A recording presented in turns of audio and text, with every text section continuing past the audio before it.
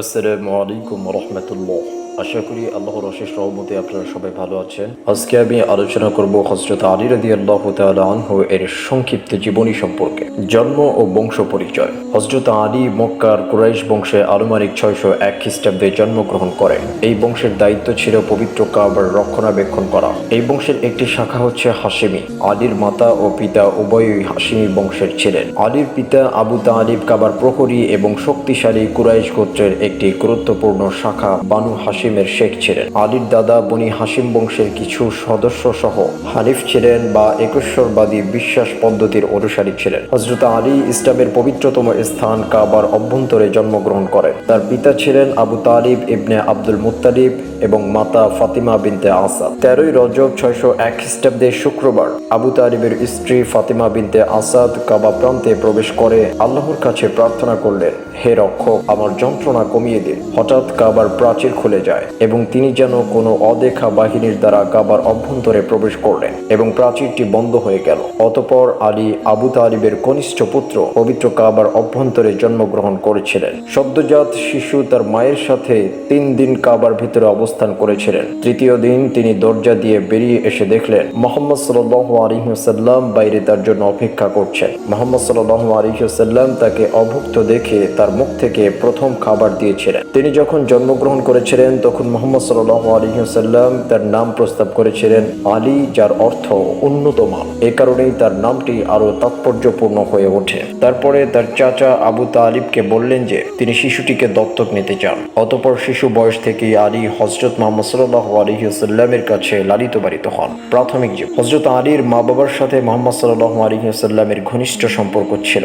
মুহাম্মদ সাল্লাল্লাহু আলাইহি ওয়াসাল্লাম যখন এতিম হয়েছিলেন এবং পরে তার দাদা আব্দুল মুত্তালিবকে হারিয়েছিলেন, আলীর বাবা তাকে তার বাড়িতে নিয়ে যান। মুহাম্মদ সাল্লাল্লাহু আলাইহি ওয়াসাল্লাম খাদিজা বিনতে খুয়াইলিদকে বিয়ে করার 2-3 বছর পরে আলীর জন্ম হয়।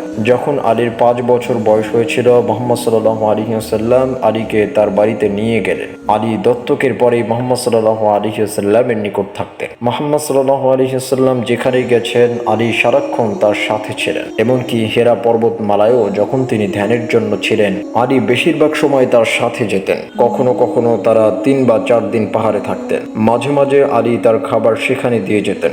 নাজহুল বালাগায় আলী বলেছেন যে আমি নবীজির সাথে যেতাম যেমনটা বাচ্চা উট তার মায়ের সাথে যায়। ইসলাম গ্রহণ। যখন মুহাম্মদ সাল্লাল্লাহু আলাইহি ওয়াসাল্লাম জানিয়েছিলেন যে তিনি ওহী পেয়েছিলেন, তখন হযরত আলী মাত্র 9 বছর বয়স। তাকে বিশ্বাস করে এবং ইসলামের প্রতি দাবি করে। আলী ইসলাম গ্রহণকারী প্রথম পুরুষ। তিনি খাদিজার পরে দ্বিতীয় ব্যক্তি হিসাবে ইসলাম গ্রহণ করেছিলেন। মুহাম্মদ সাল্লাল্লাহু আলাইহি ওয়াসাল্লাম এবং খাদিজার ঘরে যমজ হয়ে আলী এবং কুরআন একই সাথে বড় হয়েছিল।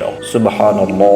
কাবায় মুসলমান হিসেবে নামাজে যে 3 জন ব্যক্তিকে প্রথম দেখা যায় তারা হলেন মুহাম্মদ সাল্লাল্লাহু আলাইহি ওয়াসাল্লাম, খাদিজা রাদিয়াল্লাহু তাআলা আনহা ও আলী রাদিয়াল্লাহু তাআলা আনহু। কারণ অন্য কেউ সেই সময় ইসলাম গ্রহণ করে নাই, তাই আলীর পরিবারকে আহলে বাইত বলা হয়। আলীর জীবনের দ্বিতীয় সময়টি 610 সালে শুরু হয়েছিল, যখন তিনি 9 বছর বয়সে বিনা দ্বিধায় ইসলাম গ্রহণ করেছিলেন এবং 622 সালে মুহাম্মদ সাল্লাল্লাহু আলাইহি ওয়াসাল্লামের হিজরতের সাথে মদিনায় এসে শেষ করেছিলেন। শিয়া মতবাদ দৃঢ়ভাবে দাবি করে যে আলী কোনো পুরানো মক্কানীয় ঐতিহ্যবাহী ধর্মীয় আচার অনুষ্ঠানে অংশ নেওয়ার আগেই তিনি ইসলাম গ্রহণ করেছিলেন। মুসলমানরা তাকে বহুশাস্ত্রবাদী বা পৈতৃক হিসাবে বিবেচনা করে। তিনি ইব্রাহিমের ছাঁচে মূর্তি ভাঙা বলে পরিচিত ছিলেন এবং লোকদের জিজ্ঞাসা করেছিলেন যে তারা নিজেদের তৈরি মূর্তিকে কেন উপাসনা করে। এটি আলীর মহান বীরত্ব ও অন্তর্দৃষ্টি দেখায় যে তিনি অবিশ্বাসীদের প্রহসনার বিষয়ে চিন্তা করেননি এবং খুব অল্প বয়সেই সঠিক ও ভুল সম্পর্কে চমৎকার পরিমাণে উপলব্ধি করেছিলেন। মুসলমানদের উপর নিপীড়নকালে আলীর ভূমিকা।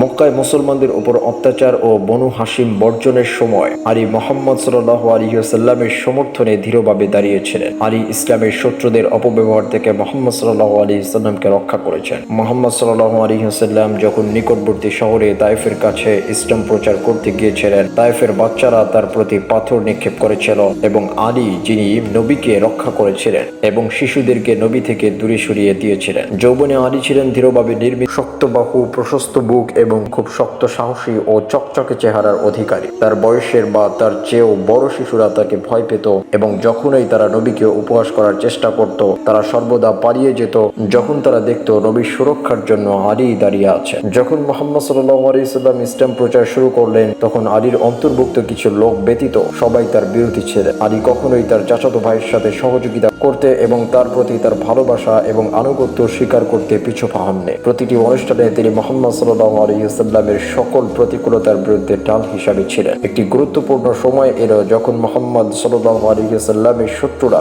দৃঢ়ভাবে তাকে এবং তার পরিবারের সদস্যদের বর্জন করার সিদ্ধান্ত নিয়েছিল। পরিস্থিতি এতটাই হতাশাজনক হয়েছিল যে এমনকি তাদের জীবনও চরম বিপদে পড়েছিল। তিনি সর্বদা শৈশব থেকেই নবী মুহাম্মদ সাল্লাল্লাহু আলাইহি সাল্লামকে রক্ষা করেছিলেন। মুহাম্মদ সাল্লাল্লাহু আলাইহি সাল্লাম আবু বকরের সাথে মদিনায় হিজরতের সময় হযরত আলী রাদিয়াল্লাহু তাআলা আনহুকে তার বিছানায় শুতে বললেন। তিনি আনন্দের সাথে আদেশটি অনুসরণ করলেন এবং সঙ্গে সঙ্গে বিছানায় শুয়ে পড়লেন। আলী ছদ্মবেশ ধারণের জন্য মুহাম্মদ সাল্লাল্লাহু আলাইহি সাল্লামের বিছানায় ঘুমিয়ে নিজের জীবনের ঝুঁকি নিয়েছিলেন। ফলে একটি হত্যার প্রচেষ্টা ব্যর্থ হয় এবং মুহাম্মদ সাল্লাল্লাহু আলাইহি সাল্লামের হিজরত নিশ্চিত হয়। এই রাতটিকে লাইলাতুল মুবিত বলা হয়। মদিনায় হিজরত। মহানবী হযরত মুহাম্মদ সাল্লাল্লাহু আলাইহি সাল্লাম হিজরত করে মদিনায় যাওয়ার সময় হযরত আলী রাদিয়াল্লাহু তাআলা আনহুকে আমানতের মালের দায়িত্ব দিয়ে তার বিছানায় রেখে যান। জীবনের কঠিন ঝুঁকি সত্ত্বেও তিনি এই দায়িত্ব যথাযথভাবে পালন করেন। নবীর দেওয়া দায়িত্বের চেয়ে তিনি তার জীবনের মূল্য তুচ্ছ বলে মনে করেছেন। দায়িত্ব পালনই ছিল তার কাছে বড় ব্যাপার। আলী যখন মদিনায় হিজরত করেছিলেন তখন তার বয়স হয়েছিল 22 কিংবা 23 বছর। মুহাম্মদ সাল্লাল্লাহু আলাইহি সাল্লামের যুগে আলী। হযরত আলী যখন মদিনায় হিজরত করেছিলেন তখন মুহাম্মদ সাল্লাল্লাহু আলাইহি সাল্লাম যখন তার সাহাবীদের মধ্যে ভ্রাতৃত্বের বন্ধন তৈরি করেছিলেন তখন তিনি আলীকে তার ভাই হিসেবে বেছে নিয়েছিলেন এবং দাবি করেছিলেন যে আলী ও আমি একই গাছে, যখন মানুষ বিভিন্ন গাছের অন্তর্গত হয়। 10 বছর ধরে মুহাম্মদ সাল্লাল্লাহু আলাইহি সাল্লাম মদিনাতে সম্প্রদায়ের নেতৃত্বে ছিলেন। আলী তার সম্পাদক এবং প্রতিনিধি হিসেবে ছিলেন। প্রতিটি যুদ্ধে ইসলামের পতাকার আদর্শবাহক ছিলেন। আক্রমণে যোদ্ধাদের দলকে নেতৃত্ব দিয়েছিলেন এবং বার্তা এবং আদেশ বহন করেছিলেন। মুহাম্মদ সাল্লাল্লাহু আলাইহি সাল্লামের একজন প্রতিনিধি হিসেবে আলী মুসলিম সম্প্রদায়ের একজন কর্তৃত্বের অধিকারী ব্যক্তিত্ব ছিলেন। আলী শুরু থেকে মুহাম্মদ সাল্লাল্লাহু আলাইহি সাল্লামের সুরক্ষায় কাজ করেছিলেন এবং মুসলমানদের প্রায় সকল যুদ্ধে অংশ নিয়েছিলেন। অকুতোভয় যোদ্ধা হিসেবে তার খ্যাতি রয়েছে। বদর যুদ্ধে বিশেষ বীরত্বের জন্য মুহাম্মদ সাল্লাল্লাহু আলাইহি সাল্লাম তাকে জুলফিকার নামক তরবারি উপহার দেন। খাইবারের সুরক্ষিত কামুস দুর্গ জয় করলে মুহাম্মদ সাল্লাল্লাহু আলাইহি সাল্লাম তাকে আসাদুল্লাহ বা আল্লাহর সিংহ উপাধিতে ভূষিত করেন। এছাড়া নবী করিম সাল্লাল্লাহু আলাইহি সাল্লাম গাদির কুমির ভাষণের জন্য তাকে মুমিনদের মৌলা হিসেবে আখ্যায়িত করেন। ফাতেমার সাথে বিবাহ। মদিনায় হিজরতের দ্বিতীয় বছরে মুহাম্মদ সাল্লাল্লাহু আলাইহি সাল্লাম তার কন্যা ফাতেমার জন্য বহু বৈবাহিক প্রস্তাব পেয়েছিলেন, কিন্তু শেষ পর্যন্ত আল্লাহর আদেশ তাকে আলীর সাথে বিবাহের সিদ্ধান্ত নেন। বদরের যুদ্ধের বেশ কয়েকদিন আগে তার সাথে তার বিয়ে হয়েছিল, তবে 3 মাস পরে এই বিবাহ উদযাপিত হয়েছিল। আলীর বয়স প্রায় 23 বছর এবং ফাতেমার বয়স 18 বছর। এটি সবচেয়ে আনন্দময় এবং উদযাপিত বিবাহ ছিল। তারা ছিলেন আল্লাহর উপর সন্তুষ্ট দম্পতি। তাদের 2 পুত্র সন্তানের নাম যথাক্রমে আল হাসান ইবনে আলী ইবনে আবি তালিব এবং হুসাইন ইবনে আলী। হযরত আবু বকর রাদিয়াল্লাহু তাআলা আনহু এর যুগে হযরত আলী রাদিয়াল্লাহু তাআলা আনহু। আবু বকর রাদিয়াল্লাহু তাআলা আনহু এর খিলাফতকারী আলী রাদিয়াল্লাহু তাআলা আনহু ছিলেন তার অন্যতম পরামর্শদাতা। রিদ্দার যুদ্ধে শরীক হতে হযরত আবু বকর রাদিয়াল্লাহু তাআলা আনহু মদিনা ছাড়তে চাইলেন, কিন্তু আলী রাদিয়াল্লাহু তাআলা আনহু তাকে পরামর্শ দিয়ে বললেন, আমি আপনাকে আজ সেই কথা বলবো উহুদ যুদ্ধে রাসূলুল্লাহ সাল্লাল্লাহু আলাইহি ওয়াসাল্লাম যা বলেছিলেন, আপনি আপনার তরবারি উন্মুক্ত করবেন না এবং আপনার বিয়োগে আমাদের দুঃখে ফেলবেন না। মদিনায় ফিরে যান, আমরা যদি আপনাকে হারাই ইসলামের ক্ষতি হবে। আলী রাদিয়াল্লাহু তাআলা আনহুর পরামর্শ ক্রমে আবু বকর রাদিয়াল্লাহু তাআলা আনহু মদিনায় ফিরে যান। হযরত ওসমানের যুগে হযরত ওসমান রাদিয়াল্লাহু তাআলা আনহুর শাসনকালে ফাসাদ সৃষ্টিকারী বিদ্রোহীরা যখন হযরত ওসমান রাদিয়াল্লাহু তাআলা আনহুকে গৃহবন্দী করে, আলী রাদিয়াল্লাহু তাআলা আনহু তার পক্ষে লোকদের প্রতিহত করেন এবং তাদেরকে তাড়িয়ে দেন, আর তাকে সুরক্ষা দেওয়ার জন্য প্রেরণ করেন নিজের প্রাণপ্রিয় 2 সন্তান হাসান ও হুসাইন এবং ভাতিজা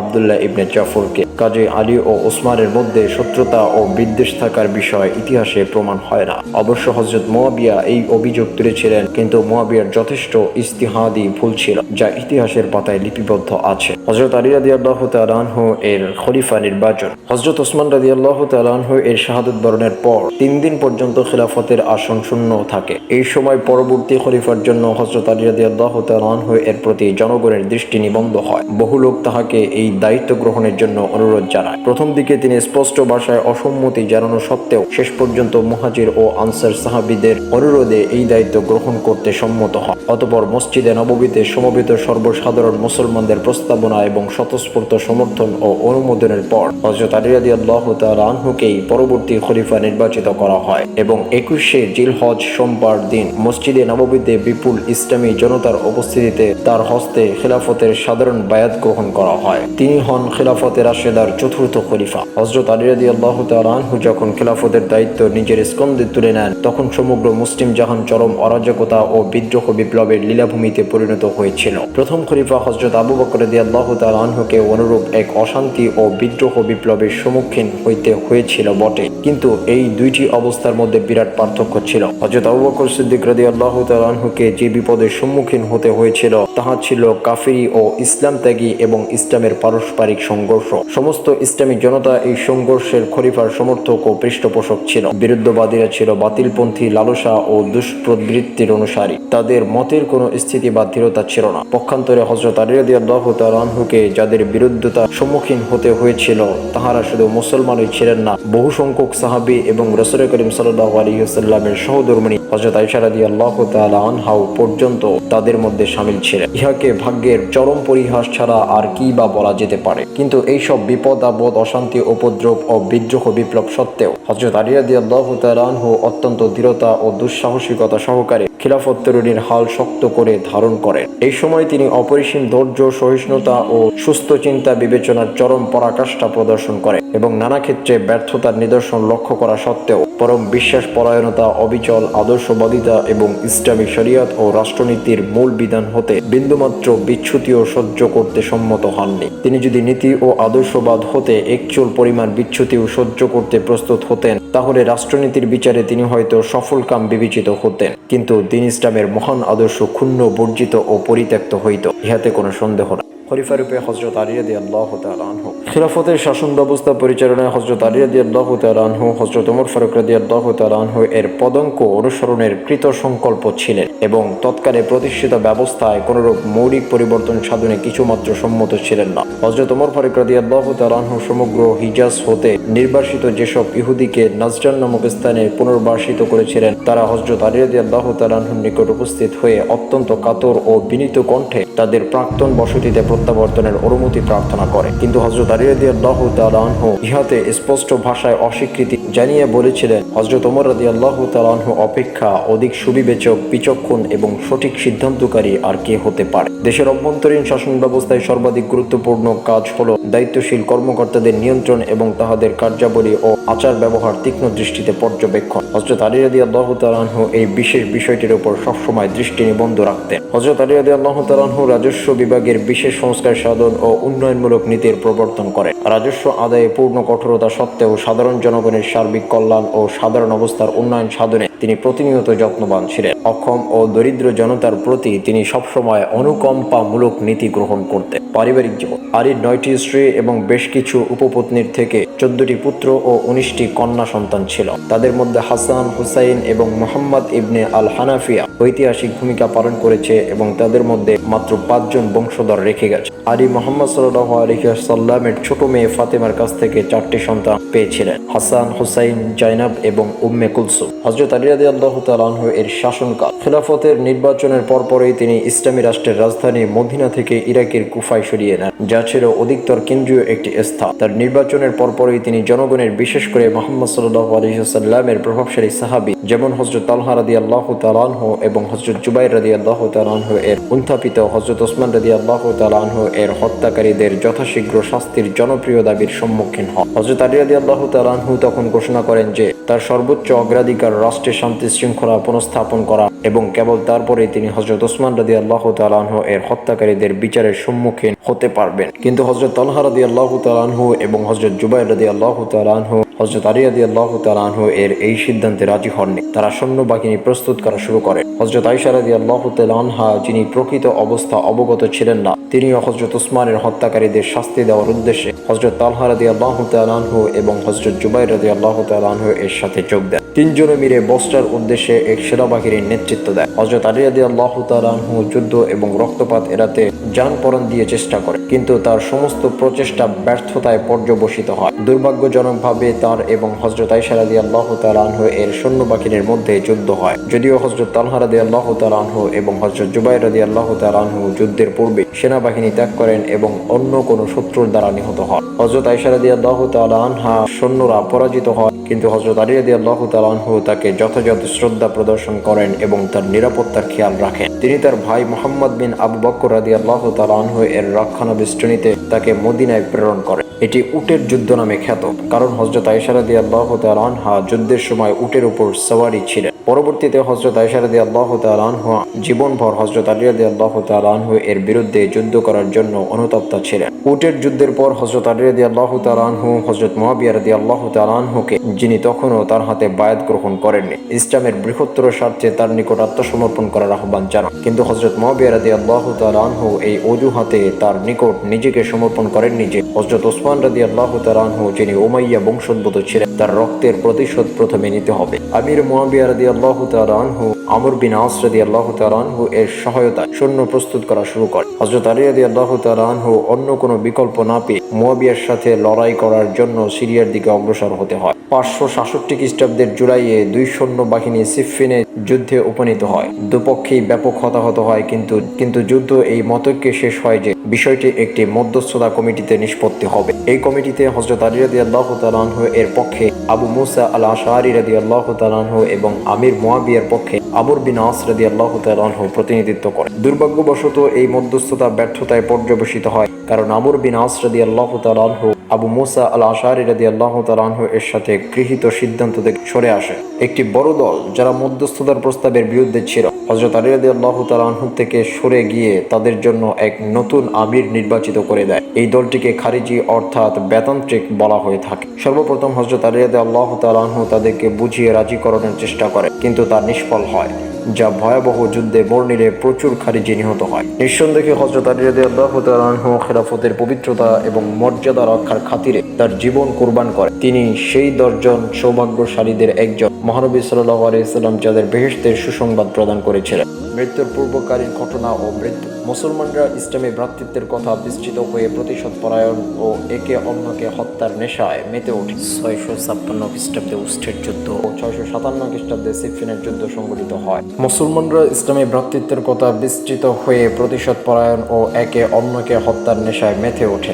গৃহযুদ্ধে রাসূল সাল্লাল্লাহু আলাইহি ওয়াসাল্লাম কর্তৃক প্রত্যয়িত তালহা, জুবাইর ও অনেক বয়োবৃদ্ধ সাহাবা সহ লক্ষাধিক মুসলমান নিহত হয়। কার্যত ইসলামী খেলাফত অত্যন্ত দ্রুত অন্তিম সময়ের দিকে এগিয়ে যেতে থাকে। সিফফিনের যুদ্ধের পর দোমাতুল জান্দালে ইসলামী খেলাফতের ভবিষ্যৎ নির্ধারণের বৈঠককালে খারিজি সম্প্রদায় মুসলিম মিল্লাতের জাতীয় শত্রু হিসাবে হযরত আলী, মুয়াবিয়া ও আমর ইবনুল আস রাদিয়াল্লাহু তাআলা আনহুকে চিহ্নিত করে তাদের একই দিন ও অভিন্ন সময়ে হত্যার সিদ্ধান্ত গ্রহণ করে। আসন্ন মাহে রমজানের 15 তারিখ ফজরের নামাজের সময় আক্রমণ পরিচালনার সময় নির্ধারিত হয়। আত্মাইরা নির্দিষ্ট সময়ে বয়োবৃদ্ধ 3 সাহাবীর উপর হামলা করে। সৌভাগ্যক্রমে আমর ইবনুল আস রাদিয়াল্লাহু তাআলা আনহু অসুস্থতার কারণে সেদিন মসজিদেই যাননি। আল মুয়াবিয়া রাদিয়াল্লাহু তাআলা আনহু আত্মাইর আক্রমণে সামান্য আহত হলেও বেঁচে যান, কিন্তু দুর্ভাগ্যবশত হযরত আলী রাদিয়াল্লাহু তাআলা আনহু 661 খ্রিস্টাব্দে 24 জানুয়ারি শাহাদত বরণ করেন। তার বয়স হয়েছিল 63 বছর বয়স। হযরত হাসান ইবনে আলী রাদিয়াল্লাহু তাআলা আনহু তার জানাজায় ইমামতি করেন এবং কুফা জামে মসজিদের পাশে তাকে দাফন করা হয়।